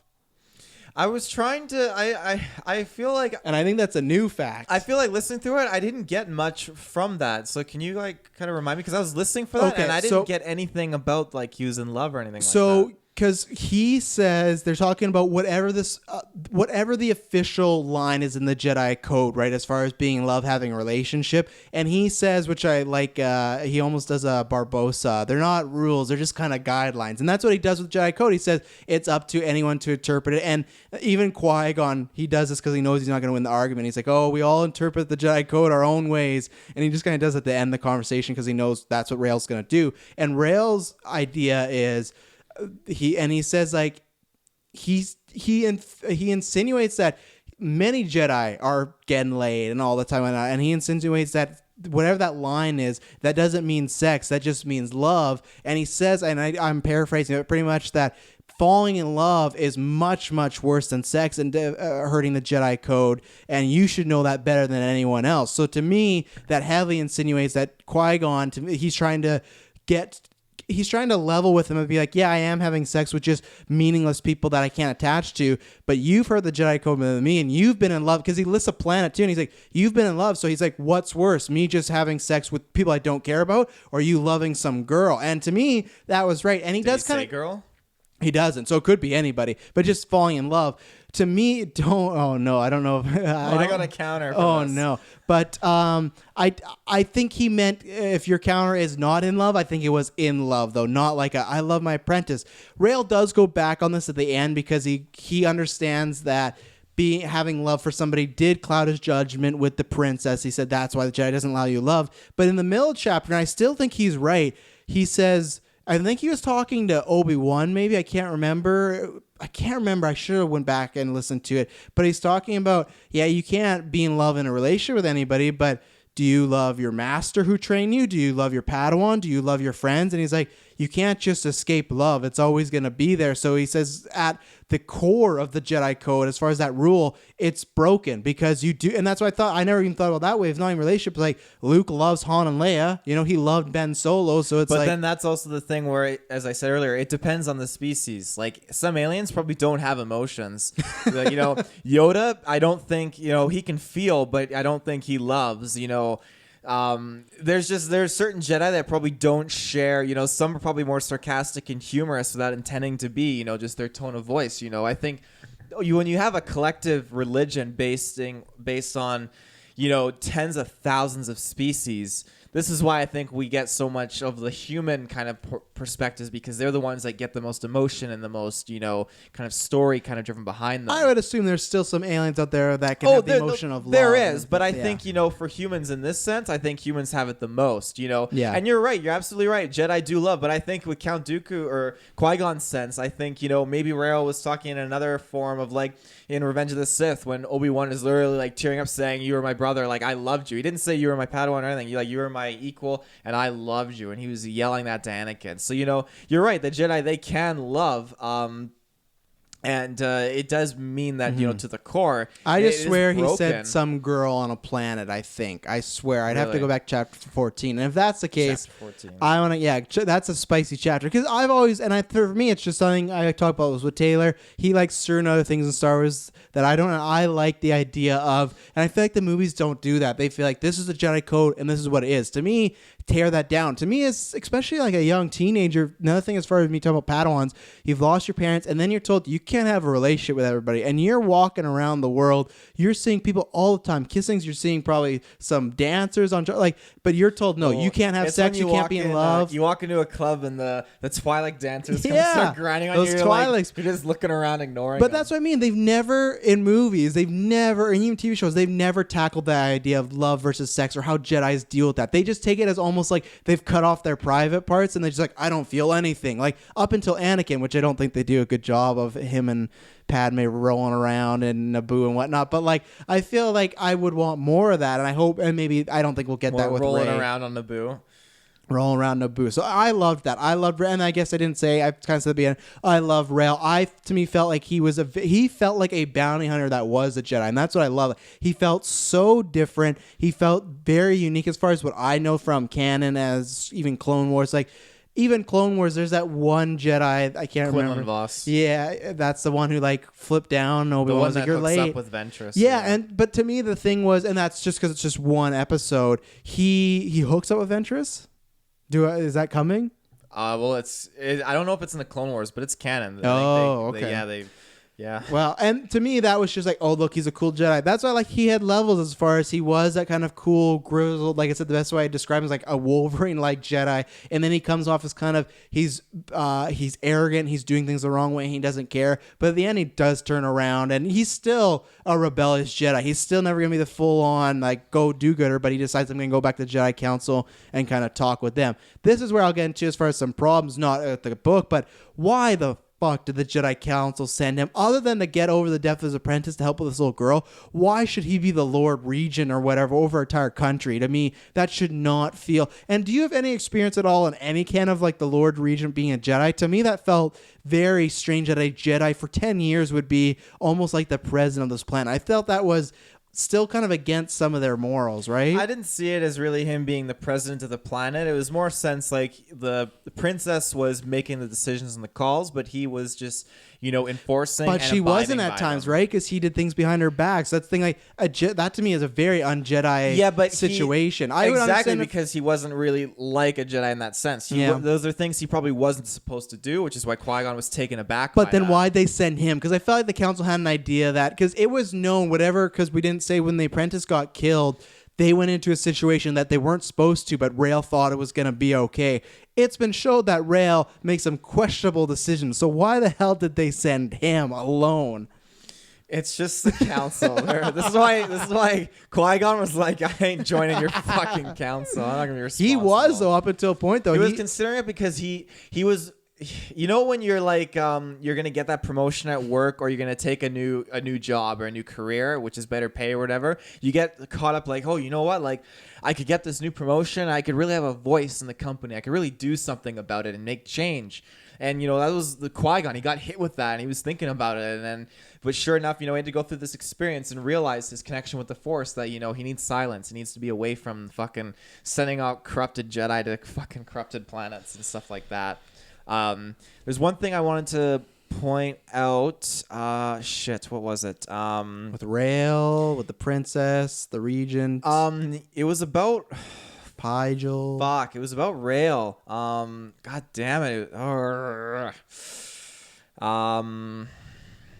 Yeah, it was something to do with Rael. Mother trucker. God damn it. It wasn't. I think it was. Was it on Pygel? Maybe it'll come back to me. Gripping television. Fuck. By the way, put your mic up a bit. Fuck. Well, okay, you didn't have to lead with that. Do you think there's a chance? I don't know if it's in her book, but do you think and do you want to see more of his story? Because he is alive. I thought he was a goner in this book for sure, just the way his character was. But and also the reason why I say it is because they asked him like, "Oh, are you going to contact the princess?" And because he felt really hurt about it because he did love her, and he said, "No, I'll wait to get that call one day when she's ready." To me, felt clearly that's why I felt maybe she'll write a book about that, because I feel like it is fun writing about characters like a Qui-Gon, Obi-Wan that but also it'd be fun she could do a book completely on a new character of her own, right? Yeah, it's true, and it depends because a lot of these Star Wars story writers, they either do the short stories or they do like one main story about a main character, like you have your Thrawn, and then they. The Thrawn also had another character who was like had as much like book time as Avaros Rael did, but then the second novel completely didn't have the character in it at all, and then in the third novel they're bringing him back. So I guess in this sense, I would see us getting another. I doubt we would, but if she wanted to, we would get another Qui-Gon Obi-Wan book, and then Rael may be in it much less, or may have a nod to it. But I don't see us getting an actual Rael book in itself. Yeah. If anything, and this is I doubt this would happen, but it's just popped in the back of my mind seeing that, like, what if they just threw Rael into the Clone Wars in the new season? And have him and some Obi-Wan interaction. Yeah. Could you imagine? Oof. I still think, because we have not got an announcement of what a new animated show is going to be. We got Resistance popping up. I know you and I think before we've talked about, like, obviously you got 6 to 7. You, to me, also have 5 to 6, which is fun. I think, I guess Clone Wars is kind of prequel era, but I like before prequel era, but it'd be fun. And I'm not sure how it is, but because now I'm in this world of canon, I have I think other than, I guess, like I had Revan and Bastila, but as far as a book, I got my first like book character I love, and I want to see more Rael. The only reason why I just felt that is just because her leaving that little hook of like, oh, she'll contact me when she's ready, and that could just be for the story, leaving it there. But the fact that it it was that. He didn't join Dooku. He was alive. I don't know what the case is. Even if it's comics, I'd love to see more because I want to see more of this Jedi. I really enjoyed him. You should at some point. I don't know because the book just came out, but if you check him out on Wikipedia, then they have links to other sources of media that Rael is in. He's not been in it. This is his first appearance ever. His first appearance, okay. Because that's what I mean. It's a character she specifically created for this book. Because I looked right away because I was like, oh, I want to picture him thing, and then when they're just like he's a character and master or an apprentice, I go, okay, so he's completely new. Did you read the Obi-Wan Qui-Gon comic book? Because for some reason I feel like it might be parallel to this story. I think for some reason one that came out like the one like is it a partnership one of them together or is it a separate issue or what is it? It's a partnership of both of them. No, I never did. Because Qui-Gon, they're like it dives more into like their relationship. And I for some reason, well, obviously Rael isn't going to be in it, but I'm wondering if this comic book is like post or pre this this book. It might be following right after actually. Let's see if I can find it here. It's an Age of Republic, I think. That's good. No, great. Claudia, great. Imagine Averos as being portrayed by actor Benjamin Bratt. So there you go. She had some sort of idea. But yeah, first appearance, blah, blah, blah. But I just liked what he represented. Like I said, it was just stuff that I questioned with Jedi, everything like that. He brought up the sex, the love. I like Jedi like that, but that's why Luke's my favorite Jedi because I like in Return of the Jedi. He has some dark side stuff going on, you know. And I guess people would say, "Oh, you like the Gray Jedi?" Kind of. I like all Jedi, but that's why I would love some more experimentation with Jedi. Because with Rey, I really like, but I feel like we're not going to get much experimentation with it right now. Though maybe she'll stick around, but. Do you have anything more to say on Rael? No, I don't think so. Yeah, there's the Age of Republic book. We read that one. Did you read that? Yeah, we talked about that. We talked about that a long time ago. If we talked about if Qui-Gon was an idiot. Oh right. Yeah.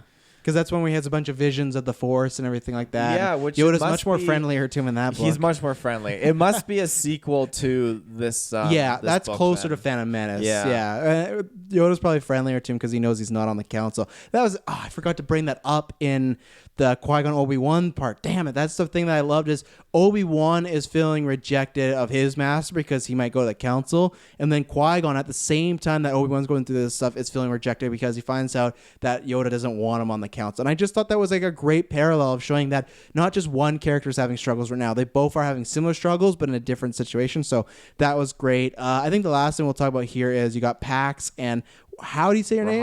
Rahara. Another two characters, honestly, I would love to see pop up because I love the origin of Pax. That would be such a brutal upbringing. He was on this ship, so Pax and Aurora, they're just like pirates, junk traders, things like that. They're like jewel thieves. So they go around the country, they go around the galaxy, stealing jewels, selling them, trying to make a profit. Pax owns the ship. He met with Rahara at some point. All the description of the characters were good. They kind of they sound like they have like a sitcom on again, off again, almost, or not on again, off again, like a will they won't they thing going on. And I liked, and then at the end they kind of say like, oh, it sounds like they're together. But one, she used to be a slave of the Zerka Corporation. She escaped, and he was this kid who his ship was attacked when he was 5. He hid, and the only thing these people left on the ship were a bunch of C-3PO or C3 like two 3PO droids. There's tons of supplies, so we could live on there for a long time, but there's no fuel to get it. And he was there, I think they said, for 15 years. 15 to 20 years. 15 to 20 years on this ship of just protocol droids, and they raised him. So he acts and talks like exactly how a C-3PO unit would, as far as just very abrasive, very rude at times. He doesn't understand social cues. And I just thought, and I'm not saying I want to movie these two, but I would love to see these two felt like Guardians of the Galaxy characters that I would enjoy. And that's why sometimes for me, it's like, that's where with Rogue One, which is Nate, I'm not trying to bring one down to raise the other, but for me, I didn't get enough of that, or I didn't find, we didn't get enough time to spend them talking about their backstories, to learn them, or I just didn't find their origins interesting. These two right away is like, I'd love to see them pop up in some animation show or a game. I liked their back and forth. They were good. I love classic Qui-Gon. You could tell Aurora was kind of a little attracted to Qui-Gon because when she first saw him there talking, she lets down her hair, and Pax was like, why would she do that? She knows Jedi are celibate, but like, man, Qui-Gon just has those moves on the ladies of the galaxy, but I really like them. The way they function in the story is they're going to rob Pygel because they think there's kyber crystals. There's these crystals. What were they called? Did they call them? I can't remember what they were called. It was another play. They looked like it, but they didn't have the same effect. Yeah, it was a play on the word kyber, and it's revealed at some point that these can actually block Jedi swords, but at the same time, if you put this crystal in your lightsaber and just penetrate that shield. If it works, because Qui-Gon's was designed so it wouldn't actually work. Exactly. Unlike Obi-Wan's. Yeah. So, and they go there, they find that out, and then they kind of link up with Qui-Gon and Obi-Wan in kind of a way of like, you help us, we'll help you. Aurora at some point gets captured and back into the slaves, which was really scary. And I loved their relationship. I love when she does go away, Pax, and the way Claudia portrayed his emotions in the story. They almost tries to ignore it for a little bit, and he goes to help. I love their back and forth, all four of them with Qui-Gon and Obi-Wan. I thought they functioned in the story well, because when they first introduced them, I was the same thing like, I just wanted to be about Obi-Wan and Qui-Gon. I don't think I'm going to care about these two, and I did. And I think they were in the story enough, like just the perfect amount. It never felt like too much, too little. It was just right. They helped out. They escaped. And like I said, they kind of assumed that when Qui-Gon says bye, that they're maybe kind of a couple now, because Pax doesn't really have the courage the whole book to make a move, and he does by obviously he goes and helps save her. I really like those two. Yeah, no, I thought, his upbringing was very unique and crazy. That would just, God, how could you grow up like that? That's just insane. Such a fun origin. Yeah, I liked Rahara's kind of like take on just like, let's bring down the Zerka Corporation, free the slaves and stuff. And it was nuts when she got like kidnapped and thrown in there. And but I love how Pax went in to go save her and went on that mission with Obi-Wan. And even then, like throughout his trek to go get her, he was kind of like, his ability to having been raised by droids let him think like how to be the least suspicious to droids that are walking around and stuff like that. So he could blend right in, which is hilarious. And like he says, the best way to get past a droid is to make it look like you're supposed to be where you are, and the droid won't think anything of it. Unless you're in Last Jedi, and the BB unit just fucking suspects you right away. But I thought the characters are great. I don't have much to really say on them that much. They're great. I could definitely do with seeing them in like a show or something like that. I would love that. I'm ready to see Pax. But I think I think this book in general has just opened up so many doors for you in the sense like, a lot of these Star Wars books are really good. And when you go in just trying to fall in love just for one character, like me with just Thrawn, you get pulled into so many more characters that you weren't expecting that just are so well done, because these aren't some chintzy authors that Disney's got working for them. I never said that. I never said that, and it's a lot to take on. But I will always prefer books like this that are isolated incidents about it fleshed out the character of Obi-Wan and Qui-Gon, but then it wasn't like, oh, but Qui-Gon was alive in the Clone Wars, and it's like, oh, great. Like, same thing. Like, I like Darth Maul still being alive, but I hate that it's in Clone Wars, and I hate that they killed them off in Clone Wars and canon. Yeah, but maybe Pax is gonna help Rey out in episode 9. Pax is gonna help Rey out, or Rael's gonna help Rey out. Oh no, Pax. No, Rael won't be. Rael, if you let him anywhere near Rey, he's gonna get his grubby mitts on her. Oh yeah, Kylo's gonna have some competition. I got good experience mentoring young women. Oh yeah, you're gonna survive this one. Do you got anything else to say on this book, story, anything else we haven't shout out about? I know we didn't talk about specifically the story start to finish, but I feel like a lot goes down, and that to me is go read the book for that specific. We're talking about the characters, like we talked about. There's a terror, and I'll say at one point they think the terrorists are this like performance art group. I'm glad it was a twist and it wasn't, because that to me was very lame and cheesy. It's like, okay, this feels like some Hitman game of like, or GTA, where it's like, oh, these performance art actors became terrorists all of a sudden. That guy over like, there, he's a singer. Yeah, I was like, okay. So, but I liked everything in this book that I thought was going to be a con ended up turning to be good. And I think it was either the way she fleshed out, or she wanted you to kind of a red herring. And that's why for me, there's lots of red herrings. Like, this is kind of lame, predictable. But I didn't see the princess coming because she was 14. I didn't see that coming either. When she did in that twist twist happened and the score kicked in, I was like, okay, this is pretty nuts. It was like right Anakin's now. turning evil. Score, Yeah, dark side. in the audiobook, there was a few moments of that where like Qui-Gon would be having some revelation and they play Anakin like the Vader's theme, and it's like, what is he turning dark all of a sudden? And then there was one in particular too. They had this moment where Obi-Wan and Qui-Gon were just talking, and they were playing like the main Star Wars theme, but it wasn't even like, we'll go save people. It's just like, oh, I think this galaxy is over there, and it's like, like dun, and it was just like, okay, this is all right. But yeah, you got anything else to add? No, I think it was a great book. I look forward to that Dooku Ventress one. Excuse me, that'll be coming out. That'll be a good read. And this just will probably be, now that you're on board, it'll motivate me to get through more of these novels, because like I got the Legends Darth Plagueis novel, which I really want to read because Kirkland just praises I think we're that. gonna read that one for probably read it, and maybe we'll make it a Patreon exclusive for a while, but we'll probably release during episode 9 because we got lots of content coming up. Episode 9, we'll have a solo and Last Jedi commentary track. We'll have that. Maybe we'll even do Lords of the Sith because I want to read that. Those are the ones I'm gonna read first. It's Dooku and then those ones, but yeah, now I'm falling down this rabbit hole. So great, but great. We have a show, Cantina Conversations, that this pretty much was. We probably just should have just said this was a Cantina episode, really. We can say it is now. Thank you for tuning in our Cantina Conversations. But I'm not sure. I guess we're rating books. I don't know what else to say. I gotta throw it on a solid 10 because I had no problems with this book.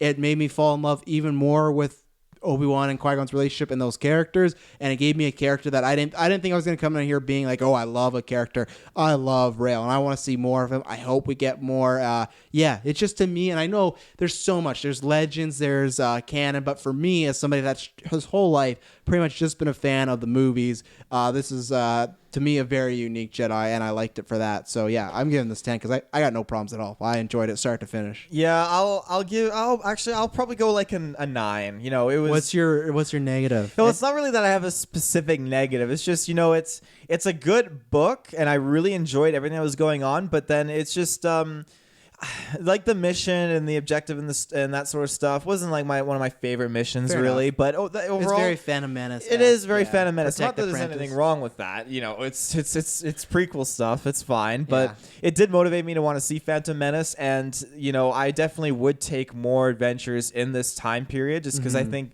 that's what the Jedi were up to. There's no Clone Wars or anything, so they're just doing missions, and that's maybe why they haven't done a TV series or something pre Phantom Menace, because there was no war, there wasn't anything really happening. So hopefully they change that and do an Apprentice. Like that. Yeah, I've always said I like the prequel era. I just didn't like lots of the execution, but I would like more of that. You can look at this. They found a way to make guards that had Jedi resistant lightsaber armor, right? So it's like, they had to find a different way to beat them. So there's creative people can think of a way, I hope. That's again another super cool thing that, even in the Thrawn book too, like just Jedi resistant stuff. When they throw that at the Jedi, like armor that's lightsaber proof, it's like, oh no, like how are they gonna like curveball this? Like, and they're tripped up right away. That's why I always still say, like when Taylor's talking about like when we joke about Batman and stuff, but like Batman's faced a lot worse than Jedi. He kicked the shit out of Qui-Gon Jinn if he has no lightsaber, because they just freak out. They're just like, what could we do? And it's like they have their force push stuff. Did they ever say what Rael's color of his lightsaber was?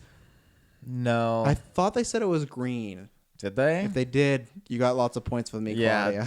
Not blue. It's not blue, more than blue, and green's my favorite lightsaber. So. There's one point in the book I actually got a chuckle out when Qui-Gon had his thing with the lightsaber not working, and then Obi-Wan's like, Master, my lightsaber's not working.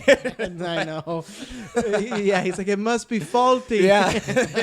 And I like as Qui-Gon's like, Obi-Wan, we're gonna fall back. He's like, no, Master, I can do it. I'm like, just listen to him. So at one point too, I just want to bring this out just quickly. It's a classic Cantina thing because he's talking about the princess, about how the colors are chosen and everything like that. I'm still not a fan of the kyber crystal turning into the color you are. I hate that, like your anger bleeds into it. I'm not a fan of it at all. It's canon now, whatever. It's lame. What do you see? And maybe we can get in a deeper discussion one time. Both Luke and Qui-Gon have a green lightsaber. What do you see are like the common place between those two, because they're very different characters. That's not essentially the part that I don't think that's how it works. So you find your kyber crystals, which are different colors. Then Sith Lord comes along and actually bleeds them. And the Darth Vader comic where Darth Vader bleeds the crystal is actually quite intense. But it's actually super crazy. So you're saying like the green and blue are not... Green and blue You are could just pick those. regular kyber crystals that you pick and get. Yeah, exactly. So then when a Sith Lord comes along and takes the crystal, he bleeds it and puts his anger in it, and it's a crazy ceremony like thing that Darth Vader did. It was fucking wild. I actually really enjoyed it. I'm not a fan. It's too what cheesy. What Ahsoka does is a purification. So her lightsabers are white because she's taken kyber crystals from Inquisitors and she's purified them. So now they don't have a significant color anymore, but they're white, which I think is super fucking cool. So yeah, there you go, lightsaber info. Lightsaber talk. Taylor, where can they find us? You can find us with your internet connection in the search bar, ladies and gentlemen. Go onto Facebook, Geek vs. Space Podcast. Tons of great stuff all over the place. All over. Endgame coming up. Endgame. X-Men Retro is starting soon. We got some good casts. Me, Kirkland, and Kyle. Patreon. If you go there, $1, you get half our content. $5, you get everything. After 9 exclusive will be coming back. We've just been so busy, like everybody. Dylan's been traveling. Jessica's doing her Jessica thing. I don't want to say because she has not officially said stuff, but we've been very busy. So I've been left hanging the past 2 weeks, doing the weekly movie review casts. Like, where is everyone? I'm like John Travolta going like... Yeah, we've all been busy, so that's why it's not the After 9 hasn't stopped. We want to put it there. Hopefully, we'll maybe do one when Dylan gets back, but those will be eventually back there. But that's why, and we're doing X-Men Retro, and that same thing. Lots of our stuff right now has been timed, so X-Men Retro we have to finish before Dark Phoenix comes out. So we're working. It's not no content. It's just other content. We're kind of just low key until Endgame comes out. Pretty much. Like we gotta wait till Endgame, then we can kind of breathe. But that's gonna be the same thing, a week of content. But yeah, where can they... I already did it. Facebook, Twitter, all the descriptions down below where to find us on social media, the podcast links, the video links everywhere. If you like what we do, please subscribe, like, review, all that jazz. Head over to Patreon if you really like what we do. If you got spare $5 that's been sitting there for months, you're wondering what you're going to spend on some great quality content here at the Geekverse. Until next time, may the force be with you. Always. Don't do testing.